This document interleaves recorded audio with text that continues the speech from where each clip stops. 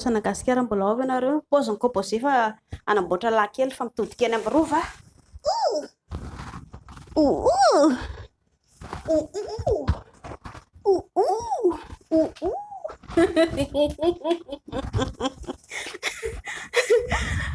Indraindray tapatsinay mihitsy mahita le fanontanianareo ato. Fa nahita position mitodika ambony na ambany na miakatra na midina, inona ilay olana amin'ilay izy. Zareo rehefa namboatra zazakely ny olombelona dia ny ranonainan'ny lehilahy miampy ny atody ny vehivavy, ireo no mitambatra ho lasa zazakely. Izay ihany. Ny position atao izay tianareo, izay mahafinaritra anareo atao.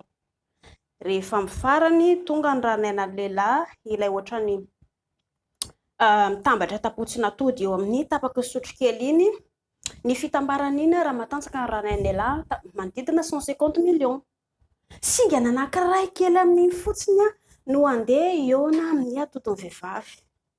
Raha ohatra moa izany ka ambany tanjaky ny ranonain'ny lehilahy dia mety any amin'ny 8 millions arakarak'izay.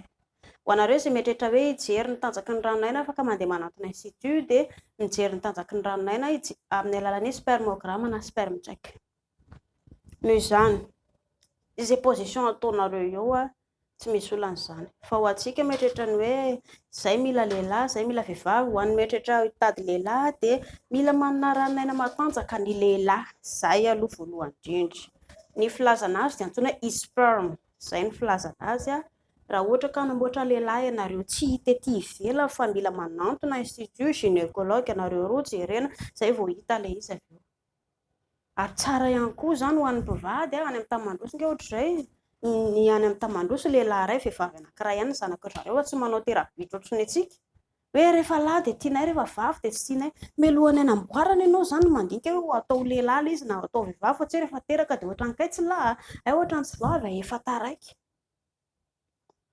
Ho antsika rehetrarehetra mieritreritra ny hanomana zavatra dia mila mikaroka ianao mandalina mifofotra izay ianao vao mitetika azo vokatra. Fa tsy izany hoe tonga dia miandry vokatra be fotsiny nefa ianao sady tsy nikaroka, tsy nandalina, tsy nikirakira dia inona fotsiny.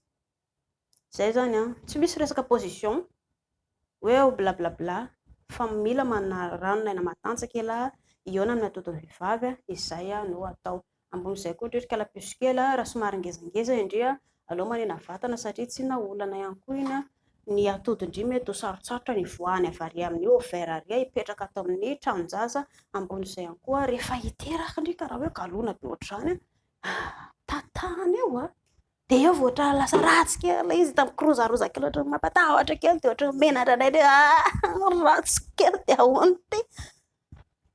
Ka hisoroana izay dia raha ohatra ngeza loatra indrika kalapiso aleo manena vatana.